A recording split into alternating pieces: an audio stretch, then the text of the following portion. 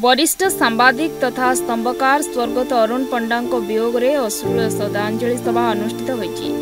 आठगढ़ उपखंड स्तरीय सांबादिक संघ तथा आठगढ़ समस्त गणमाध्यम प्रतिनिधि मानक नहीं आठगढ़ पृथ विभाग बंगला परिसर में यह श्रद्धांजलि सभा स्वर्गत पंडा स्मृतिचारण करने सह देहांत सांबादिक महल रे अपूरणीय क्षति घटता कथा कहते वरिष्ठ सांबादिक जसवंत बारिक आठगढ़ अंचल सांबादिक कहे अरुण पंडा वियोग में आज श्रद्धांजलि सभा कराइला। निश्चित भाव केवल सांबादिक नुह जन स्तंभकार को आज हर कटक जिला आठगढ़ अंचल अरुण पंडा बहुत गतागत थिला। तांको सहित व्यक्तिगत भाव मुझे संपर्क रही व्यक्तिगत भाव मुझे जी जानी सी बहुत मिष्टभाषी परोपकारी एवं बहुत स्नेही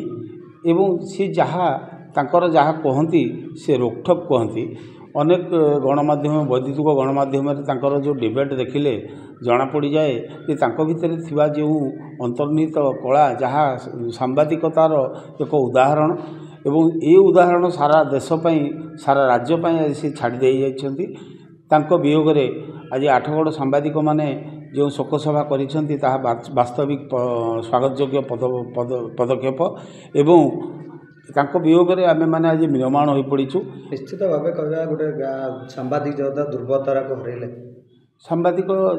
जगतर जड़े ध्रुवतारा कहबो एवं ये सांबादिक जगत रे से भली एक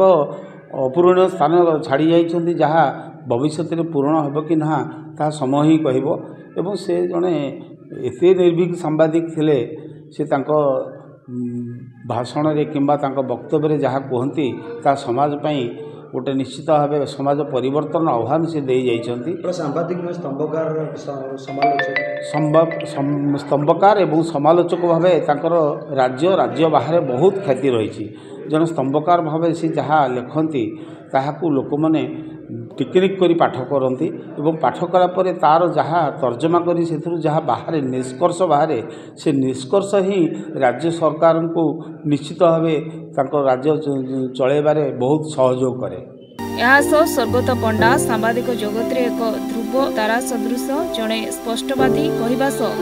सारा ओडिशा से जड़े परिचित सांबादिक बोली सांबादिक महल रे कह ललाटेन्दु सेनापति संपादक उदय लावण्य। देखो अरुण पंडा वियोग आज सांबादिक आठगढ़ समूह सांबादिक श्रद्धांजलि सभार आयोजन करते कौन कहे केमती नहीं अरुण पंडा थिले ओडिशार जड़े वरिष्ठ सांबादिक और तांकर जो देहांत हो जाइए परलोक हो जाइए निहाती कम सारा ओडिशा कहले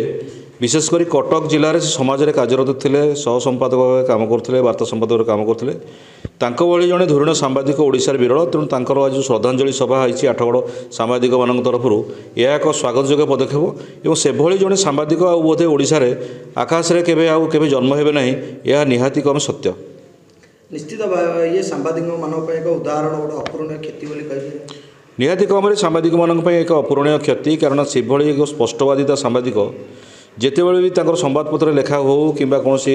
वैद्युतिक गणमाध्यम जो प्रकार डिबेट से आसती सीधा सड़क से जो प्रकार कथा कहती ताको कौन राजनैतिक नेता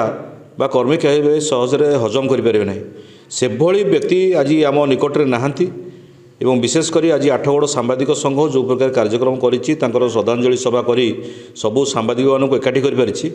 निहाती कम ओडिशा और आठगढ़ एक स्वागत योग्य घटना। Athagarh Minati Pratihari report news 8 Odia.